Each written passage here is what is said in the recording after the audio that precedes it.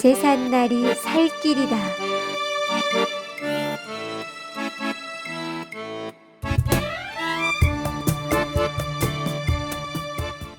어느 고을에 7 형제가 살았다. 그런데 그 7 형제는 성인이 되자마자 먹고 살기 위해 뿔뿔이 흩어져 살았다. 첫째는 부모를 모시고 살아야 했기 때문에 굳건히 고향을 지키며 살았다. 그리고 명절이면 선조들의 묘를 찾아 벌초도 하고 제사를 올렸다. 그러나 형제들은 단 한 명도 고향을 찾아오지 않았다. 그래서 늘 동생들을 그리워하며 눈물을 흘렸다.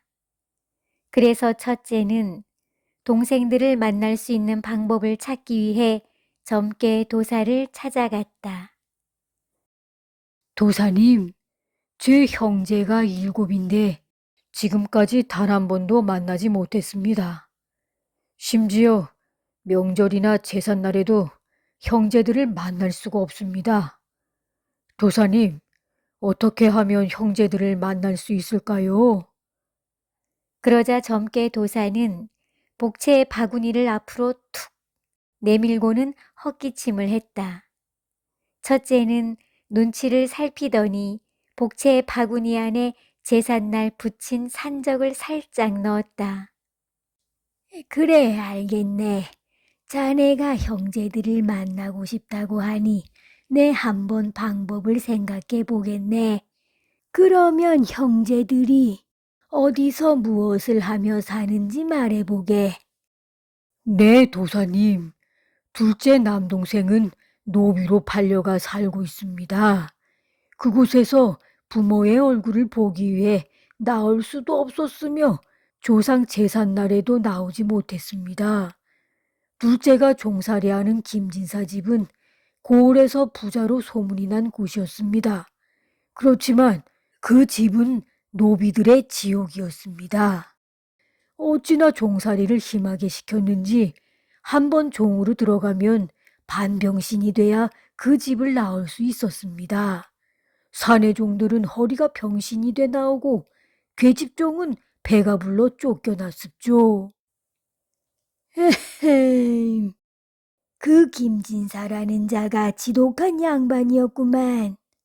조상 제삿날에도 못 나가게 하고 부모 얼굴도 보지 못하게 했다니 참으로 못된 놈이구나. 첫째는 눈물을 흘리며 둘째의 얼굴을 떠올렸다. 점괘 도사는 첫째의 얼굴을 쳐다보다가 수염을 쓸어내리며 말했다. 내 자네의 모습을 보니 가슴이 아프구만. 둘째가 명절이나 제삿날에 집에 갈 수 있는 방도를 내 알려줌세. 일단 관아에 가서 김진사가 종들에게 조상의 제삿날에도 집에 못 가게 한다고 고발하게. 그러나 아마도 고을 갑부와 사또는 매우 친한 사이일 걸세. 그래서 내 알고 지내는 암행어사에게 부탁을 해놓겠네. 고을 사또로 하여금 고을의 모든 노비들도 조상의 제삿날에는 집으로 돌아가 제사를 지낼 수 있도록 하겠네. 조상의 제사를 못 지내게 하는 것은 이 나라의 법도가 아닐세. 나라의 임금도 조상에 대한 제사를 엄히 지키거늘 어찌 이 같은 일이 벌어지고 있는지 참으로 통탄할 일이구나. 이 나라의 모든 백성은 당연히 그 예법을 지켜야 하거늘. 그러니 사또와 김진사도 더 이상 어찌하지 못할 것이다. 도사님, 고맙습니다. 이 은혜를 어찌 갚아야 할지 모르겠습니다. 다음, 셋째 동생은 어찌 살고 있는가? 네, 도사님. 셋째 동생은 품바로 떠돌아다니며 살고 있습니다. 어릴 적부터 춤과 노래를 곧잘했던 셋째는 어느 날 고을을 찾아온 품바 무리를 몰래 쫓아갔습니다. 그 뒤로 집에 한 번도 찾아오지 않고 전국을 떠돌아다닌다는 소문만을 듣고 있습니다. 어디서 찾아야 할지 모르겠습니다. 그리고 찾았다 해도 데리고 올 수는 있을지 도무지 방도를 알 수가 없습니다. 그러자 점괘 도사는 곰방대에 담뱃불을 붙이고는 뻑뻑 빨며 곰곰이 생각에 잠겼다. 그렇지. 내 전에 전국을 돌아다닐 때 만났던 품바 하나가 있었는데 그 사람한테 물어보면 되겠구만. 음성에 가면 유명한 품바 하나가 있다네. 거기 가서 내 이름을 대고 물어보게나. 그럼 셋째 동생의 행방을 알 수도 있을 것이네. 첫째는 잠시 망설이더니 작은 목소리로 말했다. 넷째는 산속으로 들어가 산적이 됐습니다. 고을 산고개를 넘어가는 장사꾼들의 보찜과 돈을 빼앗으며 살고 있다고 들었습니다. 허리에 긴 칼을 차고 포졸들과 싸우기도 했답니다.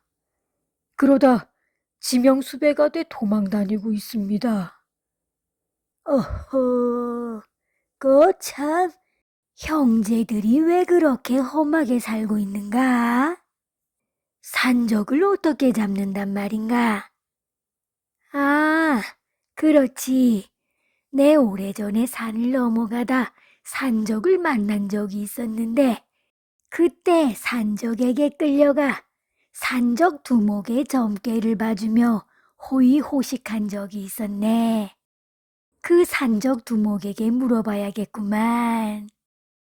충북 음성을 지나 괴산에 이르면 그곳에서 제일 높은 두 산봉우리가 보일 것이네. 그 산봉우리 사이에 부엉바위가 있는데 그곳에 도착해 부엉이 울음소리를 10번 내보게.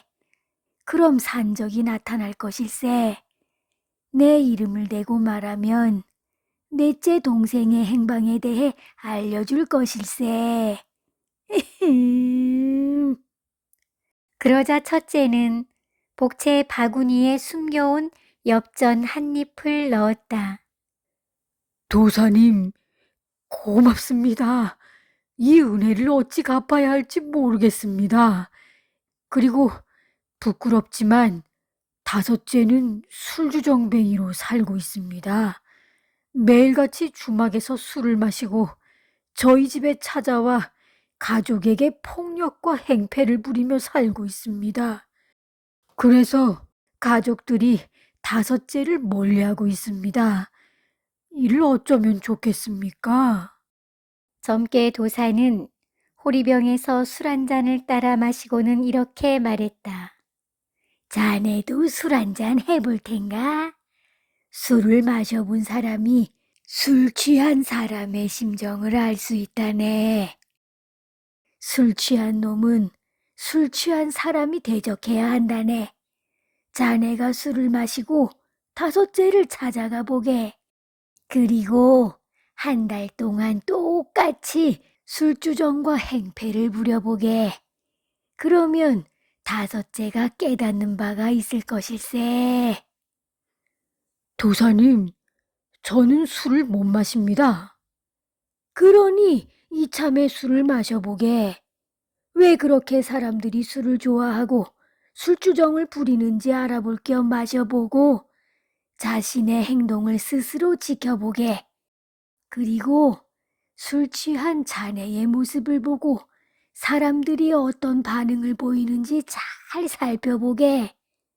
그리고 술을 마시는 이유에는 여러 가지가 있다네. 보통 사람들은 슬픔과 고통을 잊기 위해 마시는 경우가 있으며 유희를 맛보기 위해 마시는 경우도 많다네. 그러나 술에 중독이 될수록 슬픔은 더 커지고 유희는 더 줄어든다네. 그래서 더 많은 술을 마시게 된다네. 다섯째를 술독에서 건져내기 위해서는 자네의 따뜻한 사랑이 더 필요한 것 같네. 다섯째가 외롭지 않도록 집으로 데려와 함께 농사를 지으며 살아보게. 예, 도사님. 그렇게 하겠습니다. 고맙습니다. 젊게 도사는 차를 한 잔 마시며 먼 산을 바라보았다. 그럼 여섯째는 어떻게 지내는가? 네, 도사님. 여섯째는 가난하게 살고 있어 찾아오지 않고 있습니다. 어릴 적부터 착해서 형제들에게 늘 먹을 것을 먼저 양보하고 심부름을 도맡아 했습니다. 성인이 돼서도 어려운 사람을 보면 그냥 지나치지 못하고 도움을 주었지요. 심지어 일한 품삯을 받지 못하거나 이웃에게 돈을 빌려주고 받지 못하는 일이 비일비재했습니다. 그 정도로 착하고 물러터졌습니다. 그렇구만. 그럼 여섯째는 자네가 데리고 살아야겠구만. 여섯째는 자네를 도와 이웃 주민들에게 선행과 인심을 베풀 것으로 보이네.